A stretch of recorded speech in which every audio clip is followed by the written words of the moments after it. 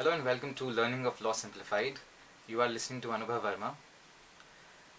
So many students, I believe, in their fifth year, and also those who have dropped, as well as those who will be entering fifth year in the next academic session, have a lot of confusion in their mind whether they should pursue an LM degree or not. ये confusion काफ़ी लोगों के दिमाग में होता है क्योंकि अक्सर प्लेसमेंट नहीं हो पाती है फिफ्थ ईयर तक, तो लगता है कि करें क्या अब. तो LM sometimes then becomes a face saver as well. But then why should you do LM? आप 1 साल या 2 साल अपना वेस्ट करेंगे और काफ़ी पैसा भी खर्च होगा और कहीं ना कहीं टाइम भी आपका वेस्ट होगा अगर if you are headed in the wrong direction. So essentially in this video I'll talk about why you must do LM and why you must not do it in case you have other plans. तो पहले थोड़ा सा बात करते हैं why should you not do it in case you have some other plans?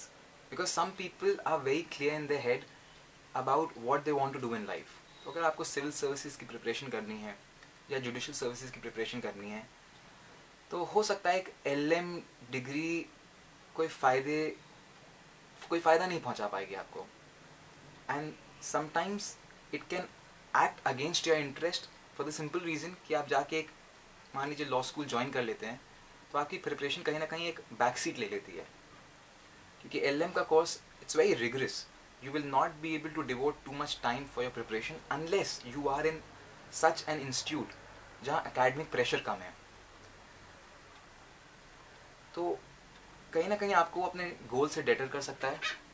Secondly अगर आप LM placements के लिए कर रहे हैं तो you are again headed in the wrong direction क्योंकि LM करके कोई आपको प्लेसमेंट नहीं मिलेगी. वो बहुत ही रेयर केसेस में 1 या 2 प्लेसमेंट्स हो जाती हैं कभी कभी, बट देन नहीं मिल पाती प्लेसमेंट्स. It's very difficult. और again as I just mention कि आपका टाइम भी वेस्ट होगा, आपका पैसा भी वेस्ट होगा. If let's say your goal is different in life then there is no need for doing LM. लेकिन थोड़ा सा कुछ एडवांटेजेस भी देखते हैं इसके. What does it hold for you? तो पहली चीज़ तो आप जैसे बहुत सारे लोग हैं who play safe in life और इसमें कोई गलत बात नहीं है. बहुत सारे लोग चाहते हैं कि एक बैकअप ऑप्शन ज़रूर क्रिएट हो जाए. तो लोगों को लगता है फिफ्थ ईयर के बाद प्लेसमेंट तो नहीं हो पाई है या मेरा कोई और गोल है and will take some time let's say UPSC और जुडिशल सर्विसेज. उनको लगता है कि कहीं ना कहीं एक LM कोर्स हम कर लें तो हो सकता है एक बैकअप ऑप्शन खुल जाए. और ये बहुत सही बात है. अगर आप 1 साल का कोर्स कर लेते हैं and I see so many people who have done their LM from NLS Bangalore और नलसार और ILI have got placed in very reputed law colleges. तो आपको 1 साल का कोर्स करके एक अर्न करने का ऑप्शन आपके लिए खुल जाता है. और फिर टीचिंग आई पर्सनली फील बहुत ही अच्छा, बहुत ही नोबल प्रोफेशन है. तो अगर आप LM करके नेट क्वालिफाई कर लें तो आपके लिए एक बैकअप ऑप्शन तो हमेशा क्रिएट रहता है. और अगर आपका यही पैशन है then this is what you must be doing. Secondly judiciary में तो कोई खास फ़र्क नहीं पड़ेगा अगर आप LM करके जाएंगे, but then it does increase your pay scale to some extent. लेकिन कोई खास डिफरेंस नहीं आता है. उसी तरह लिटिगेशन में कोई खास डिफरेंस नहीं आता है. ओनली थिंग इज़ कि आप थोड़ा सा अपनी एकेडमिक प्रोफाइल बढ़ा के कोर्ट में जाना चाहते हैं या अगर आप किसी पर्टिकुलर एरिया ऑफ लॉ में स्पेशलाइजेशन करना चाहते हैं और वो सब्सिक्वेंटली आपको हेल्प कर जाए then you can do it. अब तो बार काउंसिल का रेगुलेशन भी है 2009 का कि while pursuing LM you can also do advocacy. लेकिन बहुत सारे कॉलेजेस अपना मैंडेटरी 75% अटेंडेंस रख देते हैं, so therefore ये हो नहीं पाता है. But a lot many law colleges allow you to do your advocacy as well as simultaneously complete your LM. तो आप किसी इस टाइप के कॉलेज में भी एडमिशन लेके कर सकते हैं अपना LM. फिर प्लेसमेंट्स की बात रही. As I just mention placements बहुत ज़्यादा तो नहीं मिल पाएगी आपको, लेकिन कुछ प्राइवेट ऑर्गेनाइजेशंस हैं जैसे टाटा मोटर्स है, रामको है, जो NLS में आके प्लेसमेंट करती है और कभी कभी आपको 12 लाख, 6 लाख, 7 लाख, 8 लाख के पैकेजेस मिल सकते हैं. तो अगर आप उस बैच में 50-60 लोगों के बैच में if you are in top 5, top 4 and you also clear the interview and the exam, then you can get a decent placement sometimes. फिर कभी ना कभी आपका अगर कोर्स करिकुलम कुछ ऐसा है जो कि काफ़ी स्पेशलाइज्ड है इन इट्स ओन वे, जैसे for example human rights course मान लीजिए आप करते हैं, then it gives you a chance to join some international organisation like UNHCR and there so many of them. तो अगर आप एक साल किसी एक पर्टिकुलर फील्ड में आपने स्पेशलाइजेशन कर लिया तो आगे प्लेसमेंट नहीं लेकिन आगे आप किसी ऑर्गेनाइजेशन को ज्वाइन कर सकते हैं।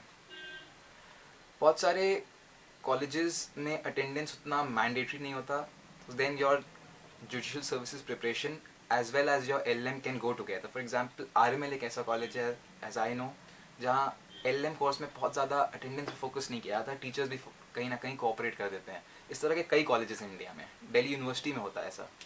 तो आप अपनी प्रिपरेशन भी कर सकते हैं, आप एक हॉस्टल में रह भी सकते हैं, और घर जाके जैसे बहुत सारे लोग आफ्टर कॉलेज नहीं जाना चाहते हैं घर, so in those cases you can do a 1 year और 2 year LLM and simultaneously prepare. तो ये ऑप्शन भी है आपके पास।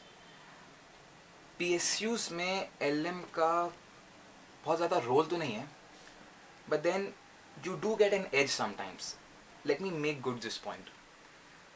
बहुत सारे PSUs पहले LLM के स्टूडेंट्स को हायर करते थे, इवन कैंपस प्लेसमेंट्स होता था, अब नहीं होता है, बट कहीं ना कहीं अभी भी थोड़ा फेवरेटिज्म है उनकी तरफ। जैसे for example ONGC 2.5 marks extra देता है आपको अगर आप LLM डिग्री होल्डर हैं। अगर आप PhD डिग्री होल्डर हैं तो 5 मार्क्स एक्स्ट्रा मिलते हैं आपको।